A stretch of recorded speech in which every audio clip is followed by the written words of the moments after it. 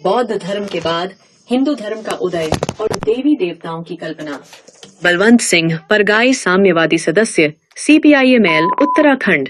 भारत के धार्मिक इतिहास में बौद्ध धर्म का एक महत्वपूर्ण स्थान है।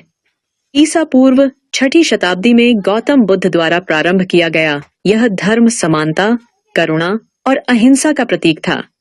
इसकी शिक्षाओं ने जन सामान्य, विशेषकर शोषित और वंचित वर्ग को आकर्षित किया। परिणाम स्वरूप वैदिक धर्म, जिसे आर्य समाज कहा जाता था, कमजोर पड़ने लगा। जब बौद्ध धर्म व्यापक रूप से लोकप्रिय हुआ, तो ब्राह्मण धर्म के अनुयायियों ने बौद्ध धर्म के अनुयायियों के प्रति अत्याचारों का एक सिलसिला शुरू किया, जिसमें गोदत्त नामक बौद्ध की हत्या की, बौद्ध विहारों का विध्वंस और उनके स्थानों पर मंदिरों का निर्माण शामिल था। इस दौरान बौद्धों का सामूहिक नरसंहार भी किया गया, जिससे समाज में गहरी दरारें उत्पन्न हुई। ब्राह्मण धर्म के अनुयायियों ने समाज को वर्गों में बांटकर सामाजिक वैमनस्य को और बढ़ावा दिया। बौद्ध भिक्षु और संत समाज के सदस्य थे। समाज के कुछ लोगों को शूद्र और अतिशूद्र, बहुजन जैसे अपमानजनक नामों से संबोधित किया गया।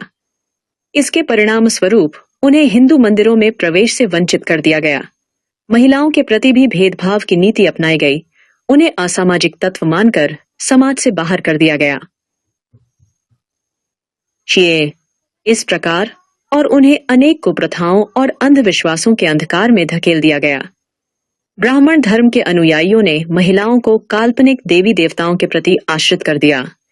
यह ध्यान देने योग्य है कि पूर्ण बौद्ध काल में मंदिरों का कोई अस्तित्व नहीं था, जो इतिहास के अध्ययन से स्पष्ट होता है।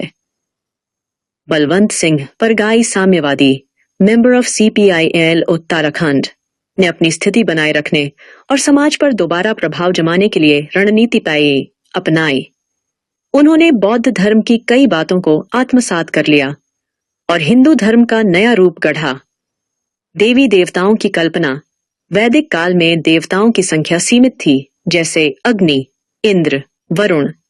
मूर्ति पूजा भी प्रचलन में नहीं थी, परंतु बौद्ध धर्म की मूर्ति पूजा और प्रतिमा स्थापना की परंपरा से प्रेरणा लेकर ब्राह्मणों ने शिव, विष्णु, दुर्गा, गणेश आदि नए देवी देवताओं की रचना और पूजा का विस्तार किया।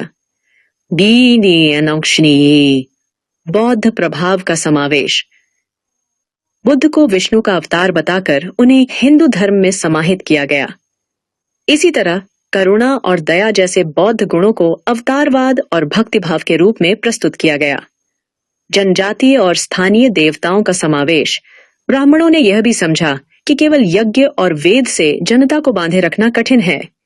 इसलिए उन्होंने बहुजन समाज के स्थानीय देवताओं, ग्राम देवियों और लोक आस्थाओं को हिंदू धर्म का हिस्सा बना दिया। मंदिर परंपरा।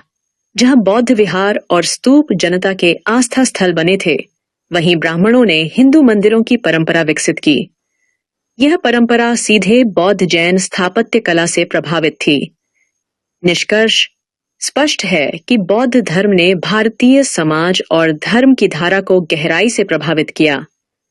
ब्राह्मणों ने अपनी सत्ता को बनाए रखने के लिए बौद्ध धर्म की शिक्षाओं और प्रथाओं को आत्मसात कर एक नया हिंदू धर्म गढ़ा, जिसमें देवी देवताओं की कल्पना और मूर्ति पूजा का प्रमुख स्थान बना। परंतु इस पुनर्निर्माण में उन्होंने समानता के सिद्धांत को स्वीकार नहीं किया, बल्कि जाति व्यवस्था को और कागज की खोज के बाद लिखे गए मनुस्मृति, उपनिषद, 4 वेद मंत्र, 18 पुराण, रामायण, महाभारत आदि ब्राह्मण भाग के ग्रंथ मानसिक गुलामी के स्रोत है। समाज शास्त्रीय अध्ययनों ने यह सिद्ध किया है कि उपरोक्त ग्रंथ सामाजिककरण के लिए अनुपयुक्त है, नष्ट कर दिया जाना चाहिए ताकि संविधान को जीवित रख जा सके, क्योंकि इन ग्रंथों में सामाजिक जड़ता है और सामाजिक विभाजन है। अंबेडकर और आधुनिक समाज शास्त्रियों, ग्रामशी, अल्थुसर आदि के विचारों को जोड़ते हुए विस्तार से विश्लेषण होगा। ब्राह्मणवादी ग्रंथ और मानसिक गुलामी, एक समाज शास्त्रीय आलोचना प्रस्तावना। भारतीय उपमहाद्वीप में कागज की खोज और लेखन परंपरा के बाद अनेक धार्मिक दार्शनिक ग्रंथ लिखे गए। मनुस्मृति, वेद, उपनिषद, 18 पुराण, रामायण, महाभारत आदि ये ग्रंथ सांस्कृतिक धरोहर माने जाते हैं, लेकिन समाज शास्त्रीय अध्ययनों ने यह भी सिद्ध किया है कि ये ग्रंथ सामाजिक असमानता और मानसिक गुलामी के स्रोत रहे हैं। मनुस्मृति और वर्ण व्यवस्था। मनुस्मृति ने जाति व्यवस्था को दैवीय और शाश्वत घोषित किया। इसमें शूद्रों और स्त्रियों को शिक्षा से वंचित कर सामाजिक असमानता को धर्म के रूप में स्थापित किया गया। डॉ. भीमराव अंबेडकर ने कहा था, मनुस्मृति भारतीय समाज में स्वतंत्रता और समानता के मार्ग की सबसे बड़ी बाधा है। वेद, उपनिषद और पुराणों की भूमिका। वेदों और उपनिषदों में दार्शनिक चिंतन और आध्यात्मिकता तो है, परंतु उनकी व्याख्या अक्सर ब्राह्मणवादी वर्ग ने अपने हित में की। पुराणों ने देवी देवताओं की कथाओं के माध्यम से वर्ण व्यवस्था को और गहरा किया। इन ग्रंथों में सामाजिक विभाजन को पवित्र रूप देकर स्थायी बना दिया। ब्राह्मणवादी ग्रंथ और मानसिक गुलामी। एक समाज शास्त्रीय आलोचना प्रस्तावना। भारतीय उपमहाद्वीप में कागज की खोज और लेखन परंपरा के बाद अनेक धार्मिक दार्शनिक ग्रंथ लिखे गए। मनुस्मृति, वेद, उपनिषद, 18 पुराण, रामायण, महाभारत आदि ये ग्रंथ सांस्कृतिक धरोहर माने जाते हैं, लेकिन समाज शास्त्रीय अध्ययनों ने यह भी सिद्ध किया है कि ये ग्रंथ सामाजिक असमानता और मानसिक गुलामी के स्रोत रहे हैं। मनुस्मृति और वर्ण व्यवस्था। मनुस्मृति ने जाति व्यवस्था को दैवीय और शाश्वत घोषित किया। इसमें शूद्रों और स्त्रियों को शिक्षा से वंचित कर सामाजिक असमानता को धर्म के रूप में स्थापित किया गया।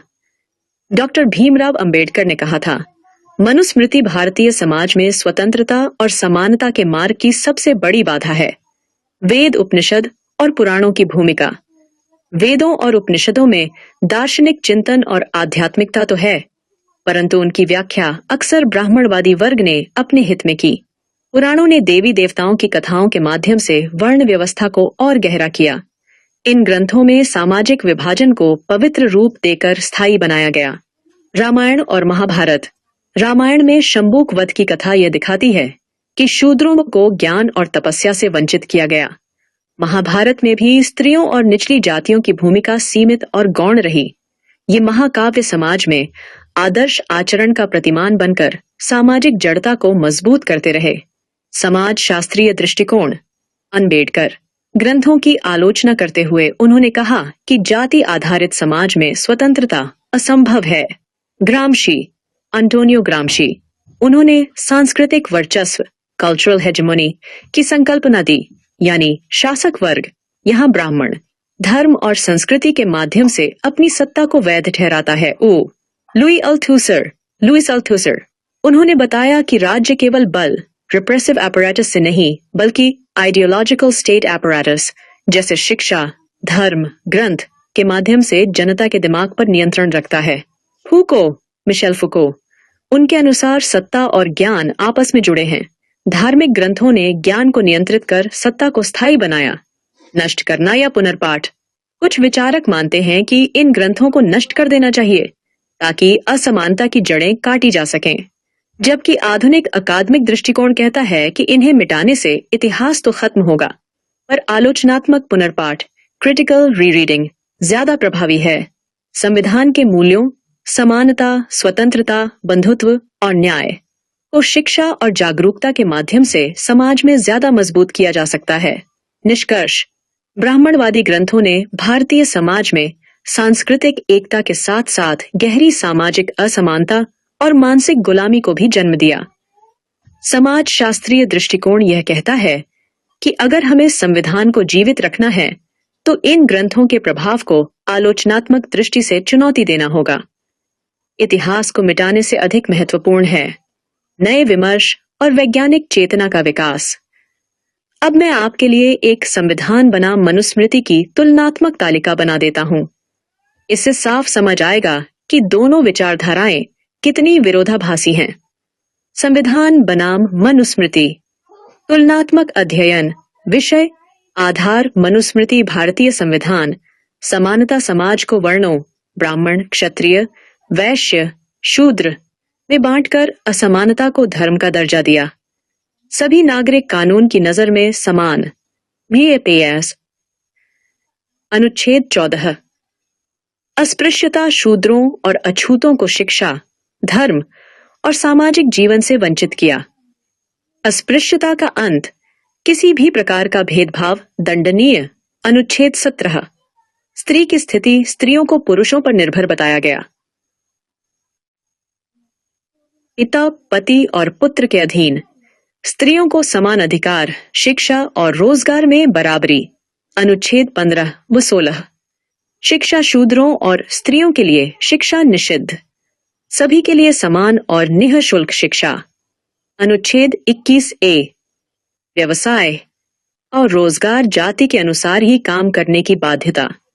प्रत्येक नागरिक को स्वतंत्र रूप से व्यवसाय रोजगार चुनने का अधिकार।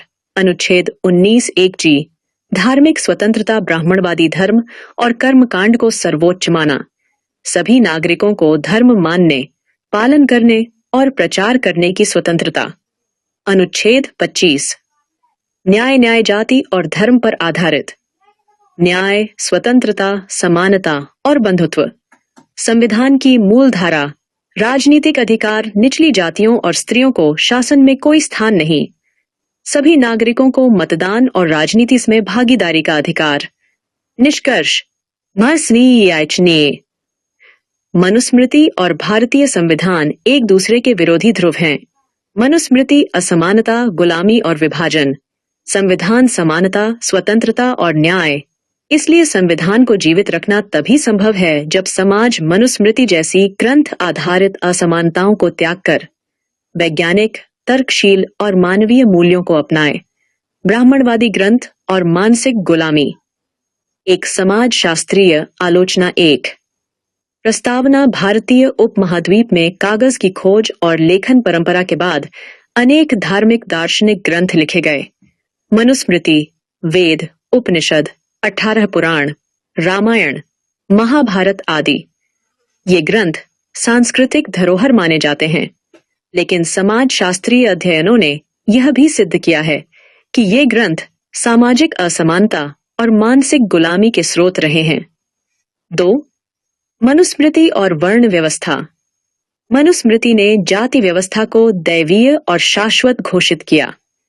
इसमें शूद्रों और स्त्रियों को शिक्षा से वंचित कर सामाजिक असमानता को धर्म के रूप में स्थापित किया गया। डॉ. भीमराव अंबेडकर ने कहा था, मनुस्मृति भारतीय समाज में स्वतंत्रता और समानता के मार्ग की सबसे बड़ी बाधा है। 3। वेद, उपनिषद और पुराणों की भूमिका। वेदों और उपनिषदों में दार्शनिक चिंतन और आध्यात्मिकता तो है, परंतु उनकी व्याख्या अक्सर ब्राह्मणवादी वर्ग ने अपने हित में की। पुराणों ने देवी देवताओं की कथाओं के माध्यम से वर्ण व्यवस्था को और गहरा किया। इन ग्रंथों में सामाजिक विभाजन को पवित्र रूप देकर स्थायी बनाया गया। 4। रामायण और महाभारत। रामायण में शंबूक वध की कथा यह दिखाती है कि शूद्रों को ज्ञान और तपस्या से वंचित किया। महाभारत में भी स्त्रियों और निचली जातियों की भूमिका सीमित और गौण रही। ये महाकाव्य समाज में आदर्श आचरण का प्रतिमान बनकर सामाजिक जड़ता को मजबूत करते रहे। 5। समाज शास्त्रीय दृष्टिकोण। अंबेडकर ग्रंथों की आलोचना करते हुए उन्होंने कहा कि जाति आधारित समाज में स्वतंत्रता असंभव है। ग्रामशी, एंटोनियो ग्रामशी, उन्होंने सांस्कृतिक वर्चस्व, कल्चरल हेजेमोनी की संकल्पना दी, यानी शासक वर्ग, यहाँ ब्राह्मण, धर्म और संस्कृति के माध्यम से अपनी सत्ता को वैध ठहराता है।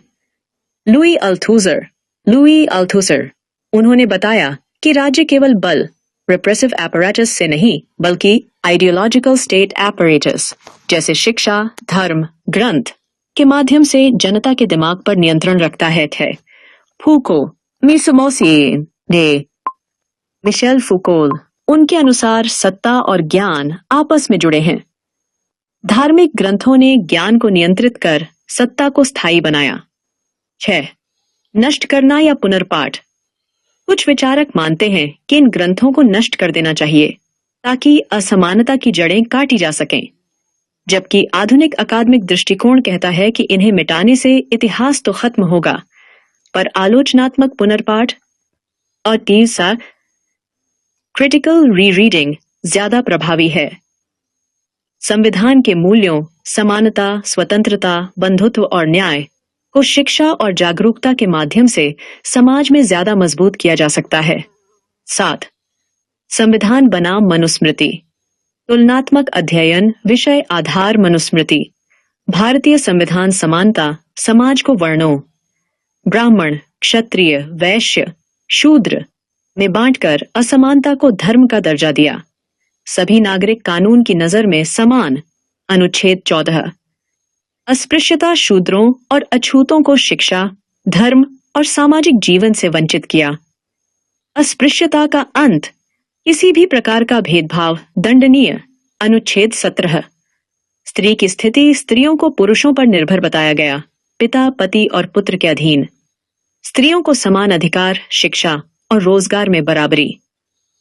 अनुच्छेद 15 व 16।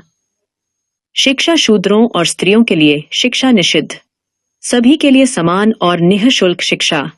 OTA। अनुच्छेद 21A। व्यवसाय, रोजगार जाति के अनुसार ही काम करने की बाध्यता। प्रत्येक नागरिक को स्वतंत्र रूप से व्यवसाय या रोजगार चुनने का अधिकार। अनुच्छेद 19(1)G। धार्मिक स्वतंत्रता, ब्राह्मणवादी धर्म और कर्मकांड को सर्वोच्च माना। सभी नागरिकों को धर्म मानने, IEC पालन करने और प्रचार करने की स्वतंत्रता।